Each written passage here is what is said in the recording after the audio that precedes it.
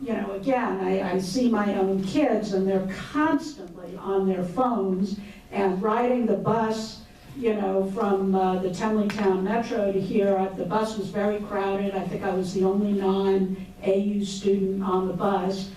And I swear, every single person on that bus buried in their phones. So how do we deal with the negative aspects of social media that are, you know, much more, social media being something that's of the future and much more prevalent among the younger generation? Yeah, if I knew the answer to that, I'd make a lot more money than I do. Look, honestly, you are exactly right in terms of the bubbles we create within social media and in general media as well. That's the reality. If you look at my Facebook feed tonight of all these open-minded, thoughtful, civically minded AU students, you're going to find all sorts of really inspiring things. I'm not seeing all that other stuff that's going up on Facebook and Twitter and whatever else, and those folks aren't seeing what our students are posting. So, you know, I don't know that there's a solution to the negative, but I think, you know, to give very modern application to Dean's point about, you know, the prophet's message, you know, we've got to figure out how do we, using, you know, the opportunities presented by social media, figure out to get that message out to the next person, right? Because most of us know somebody who might be connected to people outside of our bubble, maybe. If we don't, we've got to meet that person. And if we know them, we've got to have the courage to figure out how to leverage that relationship to get the message out. Sometimes it's a generational thing. You know, I'm Facebook friends with some of my mom's friends who are, you know, wouldn't be in my bubble, let's say. And right, so I'll be honest that, you know, first, do I really want to be Facebook friend? You know, I'm not terribly interested in some of what they're posting, but I think it's important for them to see what I'm posting. So, you know, I think we can be strategic about it, but those bubbles are hard to crack. I mean, it's reinforcing all sorts of problems in our society, no doubt. At the risk of sounding cynical, I'm afraid if you want people to watch the video you're making of this meeting tonight, you're going to have to make the link into clickbait and label it with something like 24 Muslims and Jews went into the same room, and you have the guts to see what happened next. I will put that remark at the beginning of the video. Okay, we have a question from the audience. I don't have a question, so if it has to be a question. That's okay, do whatever you want. Okay, dialogue. First, I want to say thank you so much to all the panelists. It was wonderful and inspiring to hear you all of your remarks. Thank you very much. I just want to share something that has to do with the hot button topic, as well as Muslim-Jewish engagement. About 2 years ago, my husband and I went to an event at Addis Israel Synagogue, which was advertised as something Muslim, a rabbi and a Muslim, and they were involved in Jewish-Palestinian engagement, Israeli-Palestinian engagement. So I went, and so the first speaker was a man with a long beard and a skull cap, and he starts talking about, he says, he introduced himself saying, I'm a Jew, I'm a Zionist, and I'm a settler. I'm thinking, And he says, and I believe that God gave the land of Israel to my people, to the Jewish people, and when I walk around the area near my settlement and the fields and the hills, I feel like I'm walking where my forefathers and biblical forefathers and ancestors walked, and this is my land. And I'm thinking, oh, did I come to, really? This is not the event that I thought it was. I was there also. There too. Right, okay. Many of them. Okay, so maybe a few of you. I'll just be brief. So the rabbi then went on to say how he was approached to have a meeting with someone from the Arab village that was just across from the village of his settlement, whom they had never met or talked to anyone in that village, none of the Jewish settlers. They were the they, and we were the us. They were the enemy, or at least someone you couldn't trust.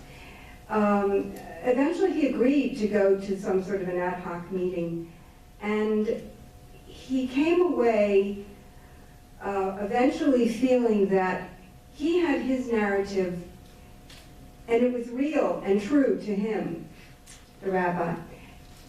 But he came to realize that others, that his Palestinian neighbors, had their narrative, and that was equally true.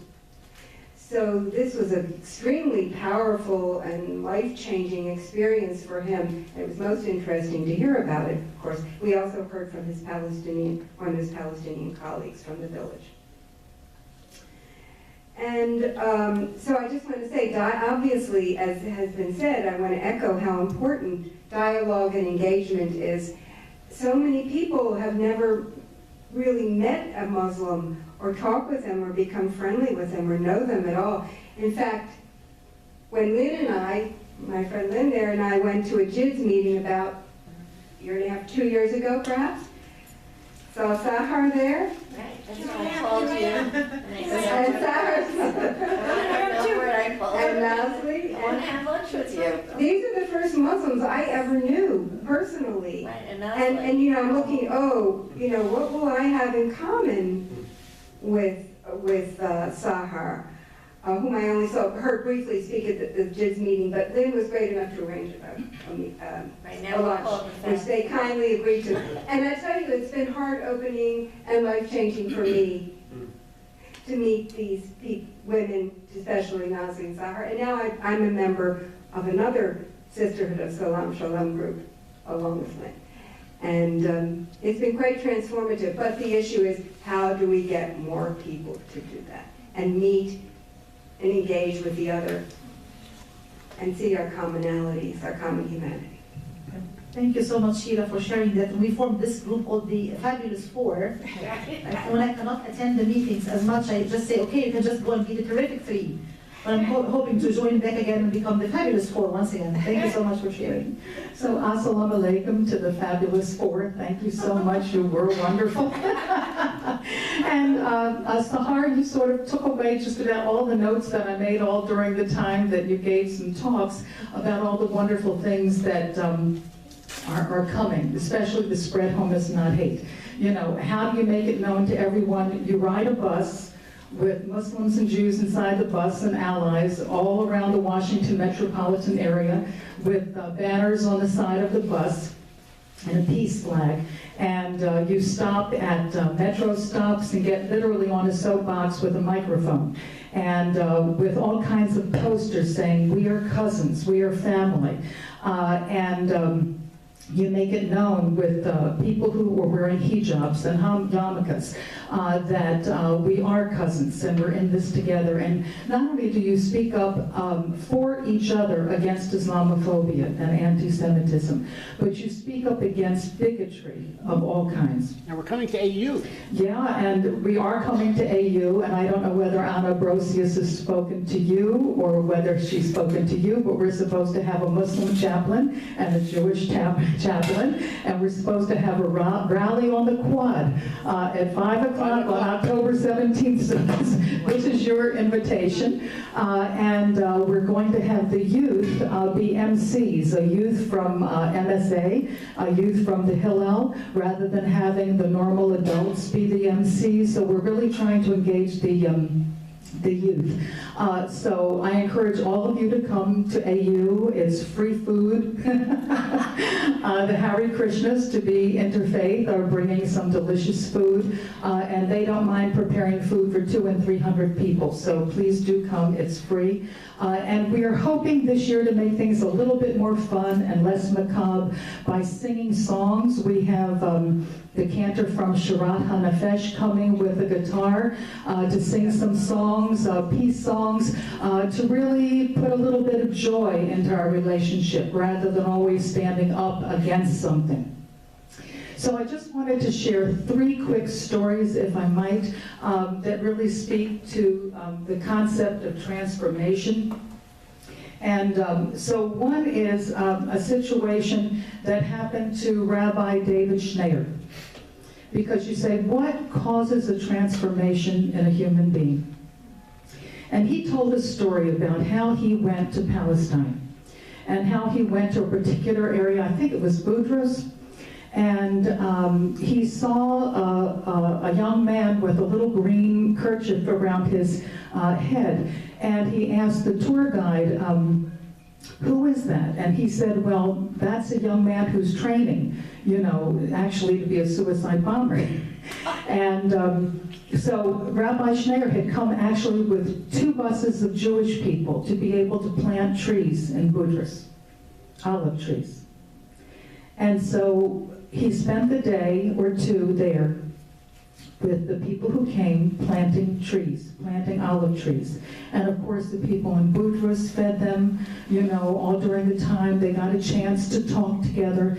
And at the very end, he saw the young man who was wearing that green kerchief remove the green kerchief. And the man came up to him and he said, I no longer want to do this. I've seen a different side of humanity because of your goodness. So that's one way that transformation can take place. Another one was just very quickly at Har Shalom, and I'm sure all the people here from JIDS, you know, when we went there, Greater Washington Muslim Jewish Forum, also IRA, remember we were talking about tzedakah and sadaqah. Both of them in Islam and Hebrew mean the same thing as charity. And we showed a film called Temple of Shalom, and about a Palestinian that actually was helping a Jewish community build a synagogue, asking nothing for himself. He was an architect, and how he alone brought the entire community together, interfaith community. It was really amazing. And so we had a dialogue afterwards. And so there were about, in my group, a huge group, about 12 Jews from Har Shalom and 1 Muslim woman. And that was Talba.